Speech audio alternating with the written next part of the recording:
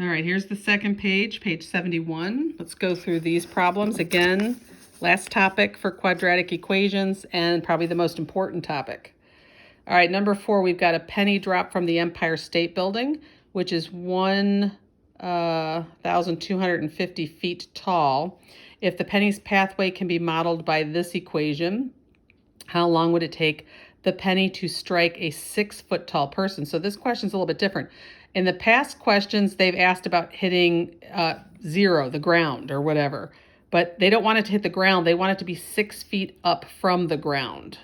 So what they did for this one is they're using 6 for the height. That's the height that we want. Although they stuck it here at the end instead of the front, you could stick it in the front. So they took the equation and they set it equal to 6 instead of 0 because I want to know at 6 feet. And so the first thing they did was a -6 to both sides. Oh no, they did a -1250 over to that side. You could do a -6 and then do the quadratic formula, but what they did here was they kind of saw how perhaps we had some short amount of numbers here, so they brought the 1250 over to this side. Then they divided both sides by the -16 and got t squared equaling 77.75 and took the square root of both sides. And so we're going to get, negative's not going to work, so positive 8.82 seconds. You could do a -6 though over that way and then do the quadratic formula, would be the same thing. Okay. All right, number 5. Some fireworks are fired vertically into the air from the ground at initial speed of 80 feet per second.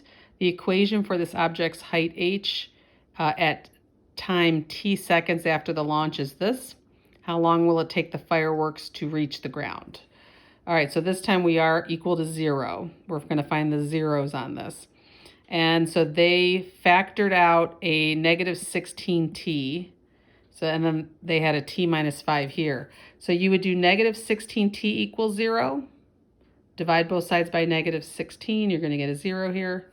And t minus 5 equals 0. You would do a +5 to both sides.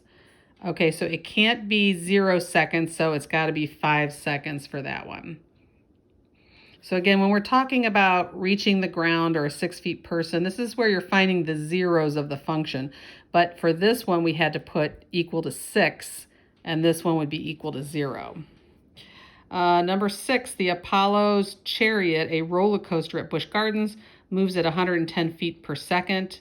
Here's the equation for the ride, and they want to know the maximum height reached by. So we're looking for the vertex this time. So again, we're going to do -b over 2a to get what would be the first number in the vertex, but we really want the second number in the vertex, so we're going to take that 3.16 and we're going to put it into the original equation. Here's the work for that. And they got approximately 169.39 feet. That's as tall as the roller coaster could get.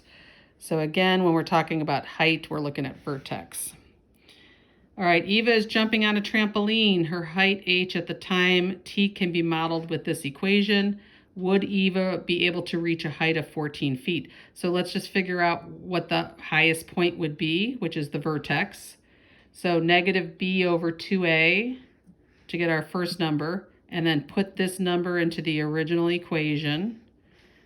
So the vertex or the height for this trampoline would be 12.25 feet. So would Eva reach a height of 14 feet? And the answer would be no. The biggest height she could hit is 12.25 feet. So 14 feet is just not possible. All right, and our last one, we have an astronaut on the moon throwing a baseball with an initial velocity of 10 meters per second, letting go at 2 meters above the ground. And they give us this equation for the astronaut and the moon. And they do the same experience on Earth with this equation. And how much longer would it take the ball to stay in the air? So we're looking for the ball to hit the ground. And that would be finding the zeros. Now this time they went ahead and decided to do we could do factoring as well, but these decimals make that pretty difficult. So this is definitely one where the quadratic formula would be way easier. So they did the quadratic formula for the moon, And they saw that the only answer that would make sense is the 12.7 seconds before it hits the ground. And for the Earth, the only answer that would be logical, the positive number, is 2.22 seconds. And they wanted to know how much longer. So you want to find the difference between these two numbers. So notice here they subtracted the two numbers, and they saw that 10.48 seconds longer would it be in the air at the moon, because of the gravity and stuff. So they found the difference between those two numbers and got 10.48.